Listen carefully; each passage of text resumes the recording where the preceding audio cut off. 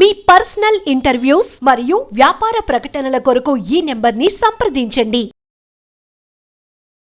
నమస్తే, welcome to మనం TV. నేను మీ ప్రియాంకారావు. చాలా మందికి అందంగా కనిపించాలని కోరుకుంటుంది. సో మన ఫేస్ లో మెయిన్ మనిషిని చూడగానే కనిపించేది ముక్కు. సో ఈ ముక్కుకి సర్జరీస్ లాంటివి ఏముంటాయి? వంకరగా ఉన్నా లేదంటే కొంచెం షేప్ అవుట్ లో ఉన్న వాటిని మంచి షేప్ తీసుకురావాలంటే మెడికల్ పరంగా మనకి ఎలాంటి ఆఫర్స్ ఉన్నాయి అనే విషయాలపై మనకి డిస్కస్ చేయడానికి ఈ రోజు మనతో పాటు డాక్టర్ దాసరి మధు వినయ్ గారు ఉన్నారు. సో ఆయనతో మాట్లాడి మరిన్ని విషయాలు తెలుసుకుందాం. నమస్కారం సార్. నమస్తే అండి. సార్, యాక్చువల్లీ చెప్పాలి అంటే చాలా మందికి బ్యూటీ అంటే చాలా ఇష్టం. సో నోస్కి వచ్చేసేపాటికి నోస్ వంకరగా ఉన్నా కానివ్వండి లేదంటే తప్పడగా ఉన్నా కానివ్వండి, సో దీనికి ఎలాంటి సర్జరీస్ ఉన్నాయి? అదే అండి, మీరు చెప్పినట్టు నోస్ అనేది most presenting feature of the face. So nose బట్టే మన ఫేస్ షేప్ అంతా చేంజ్ అయిపోతుంది. సో నోస్ మామూలుగా దీన్ని నోస్ కరెక్షన్ సర్జరీని రైనోప్లాస్టీ అని పిలుస్తాం. సో ఈ రైనోప్లాస్టీ అనేది ఏ పేషెంట్స్ లో చేయొచ్చు అంటే ఇది 2 types లో కన్సిడర్ చేస్తాం. కాస్మెటిక్ రైనోప్లాస్టీ అని ఉంటుంది ఒకటి, ఫంక్షనల్ కేసెస్ కోసం కూడా చేస్తాం. కాస్మెటిక్ ఎలా అంటే ఇప్పుడు ఫేస్ కి అప్రోప్రియేట్ గా నోస్ షేప్ ఉండాలి. సో దానికి సపరేట్ పారామీటర్స్ ఉంటాయన్నమాట. సో ఆ పారామీటర్స్ లేనప్పుడు ఆస్థెటిక్ అపియరెన్స్ ఉండదు, కాస్మెటిక్ అపియరెన్స్ ఉండదు. సో సింపుల్ సర్జరీ తోటి మనం ఆ నోస్ షేప్ ని మన ఫేస్ కి తగ్గట్టుగా దాన్ని మార్చుకోవచ్చు. సో అది సింపుల్ సర్జరీనే. It will take around 3 to 4 hours of time. So depending upon ఎన్ని కరెక్షన్స్ చేయాలండి. సింపుల్ కరెక్షన్స్ ఉన్నప్పుడు తక్కువలోనే అయిపోతుంది. సో ఎంత కాంప్లెక్స్ కరెక్షన్ ఉన్నప్పుడు అట్లా కొంత టైం పెరుగుతుంది.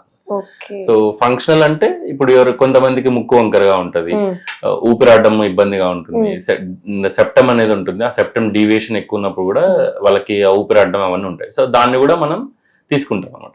వాళ్ళు చాలా వరకు ఎట్లా అంటే చిన్నప్పుడు కింద పడడం వల్ల కానీ అలా చిన్న దెబ్బలు తగులుతాయి అనమాట. ఆ సెప్టమ్ ఫ్రాక్చర్ అవడం అట్లా అవుతుంది చిన్నప్పుడు. అది మనం అప్పుడు గమనించలేము. అది పెరిగే కొద్దీ అదే అలానే వంకరగా పెరుగుతుంది అనమాట. అది వంకరగా పెరిగేటప్పుడు మనకి బోన్ పార్ట్ ఉంటుంది, అది కూడా వంకర అవుతుంది. సో ఇలా మనం డిఫరెంట్ టెక్నిక్స్ యూజ్ చేసి దాన్ని మొత్తాన్ని షేప్ తీసుకొస్తాం. సో పేషెంట్ తగ్గట్టు వాళ్ళ ఫేస్ తగ్గట్టు దాన్ని మనం కరెక్ట్ షేప్ కి పేషెంట్ ఎక్స్పెక్టెడ్ షేప్ కూడా తీసుకురావచ్చు. సో పేషెంట్ కి ఎలా కావాలి తన పేషెంట్ ని అడుగుతాము. So what are your expectations అంటే రియలిస్టిక్ ఎక్స్పెక్టేషన్స్ పెట్టుకోమని చెప్తాము. అంటే మరి హీరో లాగా కావాలి, హీరోయిన్ లాగా కావాలి అలా కాకుండా, బట్ దే కెన్ వాళ్ళ ఫేస్ తగ్గట్టు, సో అప్రోప్రియేట్ గా వాళ్ళ ఫేస్ తగ్గట్టు అంటే అడుగుతాం అనమాట. మీ ఫేస్ అద్దంలో చూసుకొని మీ ఫేస్ కి మీ నోస్ ఎలా ఉంటే మీరు బాగుంటారు అనుకుంటున్నారో అది చెప్పండి అని అడుగుతాం. సో దాన్ని బట్టి wheel plan hot to do.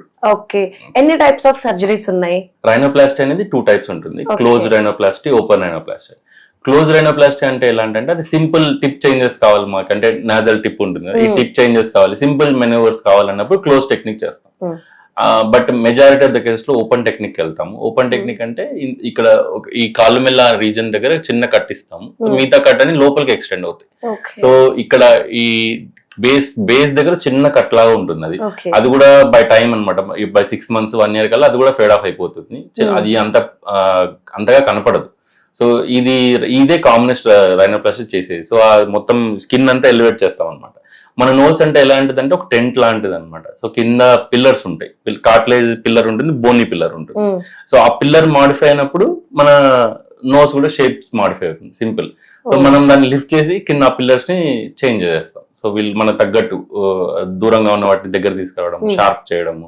So ఇలా చేయడం వల్ల మనకు కావాల్సినట్టు నోస్ కరెక్ట్ చేయొచ్చు. ఓకే, వన్స్ సర్జరీ అయిన తర్వాత ఎన్ని రోజుల వరకు కేర్ తీసుకోవాలి? మెడికేషన్ ఎప్పటి వరకు ఉంటుంది? ఓకే, జనరల్లీ రైనోప్లాస్టీ చేసిన తర్వాత మోస్ట్ ఆఫ్ ద కేసెస్ లో బోన్ బ్రేక్ చేయాల్సి వస్తుంది. సో బోన్ షార్ప్ చేయడం, చాలా వరకు ఈ పార్ట్ షార్ప్ గా ఉండాలని ఎక్స్పెక్ట్ చేస్తారు అనమాట. So aesthetics line, dorsal aesthetic lines అని ఉంటుంది. సో అలా ఆ కర్వ్ ఇవ్వడానికి ఇలా షార్ప్ చేయడానికి వీటికి ఆ బోన్ బ్రేక్ చేస్తాం, ఆస్టోటమీస్ అంటాం వాటిని. అది కూడా లోపల నుంచే చేస్తాం, బయట నుంచి ఏమి కనిపించదు. సో ఆ బోన్స్ ఫ్రాక్చర్ చేసినప్పుడు వాటిని మనకు కావాల్సిన షేప్ లో మోల్డ్ చేసి దాన్ని అక్కడ హోల్డ్ చేసి పెడతాం. సో స్ప్లింట్ యూస్ చేస్తాం, నాజల్ స్ప్లింట్ యూస్ చేస్తాము. ఆ స్ప్లింట్ ఒక 1 week వరకు ఆ స్ప్లింట్ పెడతాము. తర్వాత నేనైతే నెక్స్ట్ 3 weeks కోసం నైట్ టైం స్ప్లింట్, అంటే పడుకున్నప్పుడు ఏం దెబ్బ తాగకుండా అట్లా ఒక నైట్ టైం స్ప్లింట్ పెడతాను. సో అలా ఒక 3-4 weeks నాజల్ స్ప్లింట్ అది వాడాల్సి ఉంటుంది. మెడిసిన్స్ అన్ని 1 week వరకే. సో పెయిన్ కోసం ఇస్తాము, యాంటీబయాటిక్స్ ఇస్తాము, స్వెల్లింగ్ కంట్రోల్ చేయడానికి 3 days స్టీరాయిడ్ కోర్స్ అలా ఇస్తాము. సో ఇలా అంతే. ఓకే, అంటే వన్స్ సర్జరీ అయిన తర్వాత నోస్ కి ఒకవేళ ఇంజురీ అయితే అదే పార్ట్ లో ఎలా ఉంటుంది వాళ్ళ లైఫ్ స్టైల్? అంటే మళ్ళీ మనకి సర్జరీ చేసే ఛాన్సెస్ ఉంటాయా ఉండవా? ఉంటాయండి, అలా ఏం లేదు. సో ఇప్పుడు సర్జరీ అయిన తర్వాత అట్లీస్ట్ 1 to 2 months వరకు జాగ్రత్తగా ఉండమని చెప్తాము. దెబ్బలు తాకూడదు, ఎందుకంటే ఇనీషియల్ బోన్ అప్పుడప్పుడే హీల్ అవుతుంటుంది, ఇలా ఉంటుంది కదా. సో అందుకు కూడా ఈ స్పెక్స్ కూడా లైట్ వెయిట్ స్పెక్స్ పెట్టుకోమని చెప్తాము. సో ఎలాంటి ఇంజరీ కాకుండా చూసుకోమని చెప్తాము. అయినా కూడా చేయొచ్చు, బట్ రైనోప్లాస్టీ అయిన తర్వాత we wait at least for some time. ఏదైనా ట్రామా అయిందంటే, యాక్సిడెంట్ అలా అయింది, ట్రామా అయిందంటే we can go immediately for surgery. లేదు ఏమన్నా మనకి ఇంకా కొద్దిగా చేంజెస్ కావాలి ఇలా అంటే ఒక అట్లీస్ట్ ఆ స్వెల్లింగ్ అనేది ఉంటుందండి. మన ఫేస్ కి చాలా బ్లడ్ సప్లై ఎక్కువ ఉంటుంది. సో ఈ బ్లడ్ సప్లై ఎక్కువ ఉండడం వల్ల స్వెల్లింగ్ అంత తొందరగా తగ్గదు నోస్ కి. So majority around 70 to 80% of swelling 3 weeks లో తగ్గిపోతుంది. ఆ సబ్టిల్ స్వెల్లింగ్ ఉంటుంది కొద్దిగా, ఆ స్వెల్లింగ్ మొత్తం పోయి నోస్ బాగా ఫ్రీగా ఉండి మనకు కావాల్సిన షేప్ అంతా కనబడడానికి, అంటే మేము ఆన్ టేబుల్ చేసినప్పుడు ఆ షేప్ ఏదైతే ఉంటుందో అది రావడానికి మీకు అట్లీస్ట్ 6 months to 9 months ఆగమని చెప్తాం. సో అలా ఏమైనా రీచేంజ్ కావాలి అలా అన్నా కూడా అప్పుడు అనిపిస్తుంది అనమాట. బట్ డౌన్ ద టైమ్ ఆ స్వెల్లింగ్ తగ్గిన తర్వాత అర్థమవుతుంది, okay it is in shape అని చెప్పేసి. ఓకే. సో అంటే వన్స్ మనకి సర్జరీ అయిన తర్వాత ఫ్యూచర్ లో వాళ్ళకి ఏమైనా కాంప్లికేషన్స్ లాంటివి వస్తాయా? మెజారిటీ అంటే first surgery is best surgery అండి, rhinoplasty. We all plastic surgeons every one we maintain that dictum. So rhinoplasty చేసేటప్పుడు ఫస్ట్ సర్జరీలోనే మెజారిటీ జాగ్రత్తగా ఏమైతే కావాలో ఎలాంటి అయితే కావాలో చూసి చేస్తాం. సో రీడూ సర్జరీస్కి వెళ్లకుండా will do all the things. ఒకవేళ రీడూ సర్జరీ అలా కావాలి అన్నా కూడా we can do it. Redo rhinoplasty చేస్తాము. చెప్పాను కదా 6 to 9 months వరకు ఆగి 9 months తర్వాత చేస్తాం. సో కరెక్షన్స్ అనేవి it is we can do. ఏదైనా ప్రాబ్లమ్ ఉన్నా we can correct it. Okay. కానీ కొన్ని సిచ్యువేషన్స్ లో ఈ సర్జరీస్ కూడా ఫెయిల్ అయిన వార్తలు మేము వింటూనే ఉన్నాము. సో ఏ సిచ్యువేషన్ లో, ఏ కండిషన్ లో ఈ సర్జరీ అనేది ఫెయిల్ అవుతుంది?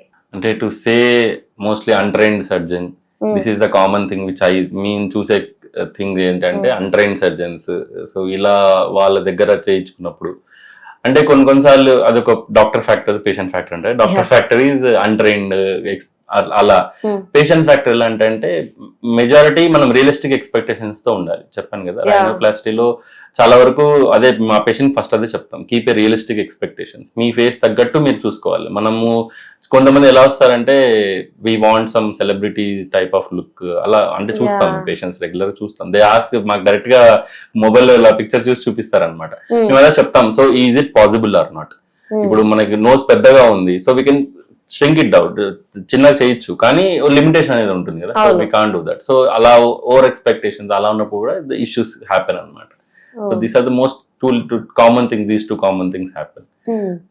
అంటే నార్మల్ గా స్మోకర్స్ లో అలా హీలింగ్ కొద్ది టైం పడుతుంది, స్వెల్లింగ్ తగ్గడానికి టైం పడుతుంది, అలా అంతే. అంతకు మించి రైనోప్లాస్టీలో పెద్ద కాంప్లికేషన్స్ అయితే మేము we are not gone through. So మీ దగ్గరకు వచ్చే ఎక్కువ పేషెంట్స్ ఎవరు ఉంటారు? అంటే మనకు తెలిసినంత వరకు రంగుల ప్రపంచం అంటే సినీ ఫీల్డ్, సీరియల్ ఫీల్డ్ లో ఉన్న వాళ్ళు ఎక్కువ ఈ సర్జరీస్ కి ప్రయారిటీ ఇస్తూ ఉంటారు.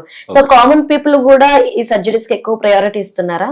ఇస్తున్నారండి. See now we are in digital world now. So I think everyone want to look beautiful now. So ముందులా కాదు, things have change since past 10 years. Things have change randomly. So ఇప్పుడు అందరూ even anyone we are doing, we want look beauty and it is not wrong. So అందం కనపడడం తప్పు కాదు. So it is like a fundamental thing. When we could మనం చేయొచ్చు. So వస్తుంటారు ఎక్కువ సాఫ్ట్వేర్, అందరూ వస్తారండి, ఇట్లా అలా ఏం లేదు. సాఫ్ట్వేర్ ఎంప్లాయీస్ వస్తుంటారు, నార్మల్ డాక్టర్స్ కూడా చేసాం చాలా.